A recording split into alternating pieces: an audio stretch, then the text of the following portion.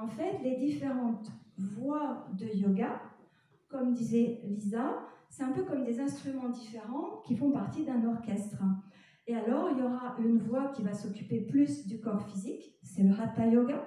Il y aura une voix qui va utiliser, disons, le moyen de l'amour, des émotions en général, pas que l'amour d'ailleurs.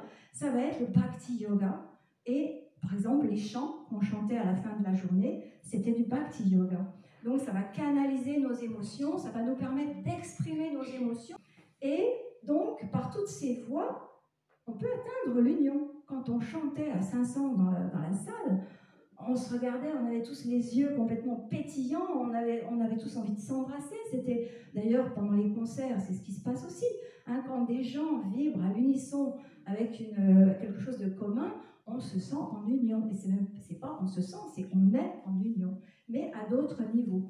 Et donc, dans la journée, on avait le Hatha Yoga le matin, Karma Yoga, yoga de l'action désintéressée. Ça pouvait être d'aller à la cuisine, éplucher les légumes qui nous serviraient ensuite, qui seraient cuisinés par les cuisiniers. Ça pouvait être de balayer tous les coins de l'ashram, alors un couloir, une salle de classe, etc.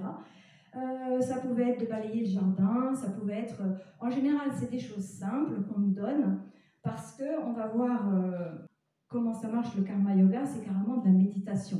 Donc il ne faut pas avoir besoin de trop réfléchir, disons. On est complètement imprégné dans notre action et il se passe des choses. Donc, Hatha Yoga, Karma Yoga, les cours théoriques du matin, c'était du Jnana Yoga, c'est-à-dire le yoga intellectuel. On réfléchit comme des cours dans une université.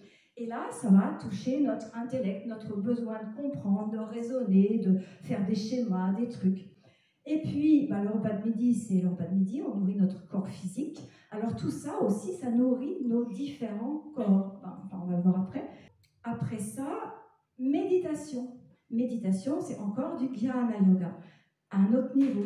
Le Jnana Yoga peut être l'étude à l'extérieur, genre je lis des livres, j'étudie l'anatomie, la psychologie, tout ça. Mais j'étudie aussi comment je fonctionne.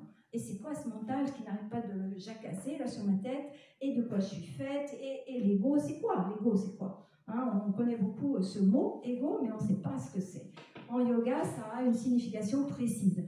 Je ne vais pas rentrer là-dedans parce que sinon on en parle demain. Et donc, l'après-midi, on avait encore du Jnana Yoga, encore du Karma Yoga, action, et le soir, du Bhakti Yoga. Donc finalement, ce que je voulais, mettre à jour, c'était que dans une journée, on pratiquait au moins 5 ou 6 différentes voies de yoga. Et ça, c'est vachement important parce que chaque voie de yoga s'adresse à une facette de notre personnalité. Il y en a, c'est pour le corps physique, Hatha Yoga, d'autres, l'intellect. Donc, en fait, comme ça, ça permet au yoga, aux pratiques, de toucher tout notre être dans sa globalité. Les différents niveaux d'existence, nos différentes facettes, et finalement, tous, bien sûr, interagissent, puisque ce qui va se passer au niveau du corps physique, ça va interagir sur le mental, et ainsi de suite. Ça, vous le savez bien, tout est super interconnecté. Et donc, il se passe une évolution qui est... on a l'impression de se sentir un peu comme une fleur qui s'ouvre, quoi. Alors, ça s'ouvre, mais des fois, ce qui sort, c'est pas terrible, parce qu'il y a tout un tas de choses, comme on disait tout à l'heure, des vieux conditionnements qui apparaissent, des vieux fonctionnements, des mémoires douloureuses qui peuvent sortir à la conscience. Bref, c'est une transformation, mais qui se fait d'une façon très équilibrée. En tout cas, c'était mon expérience.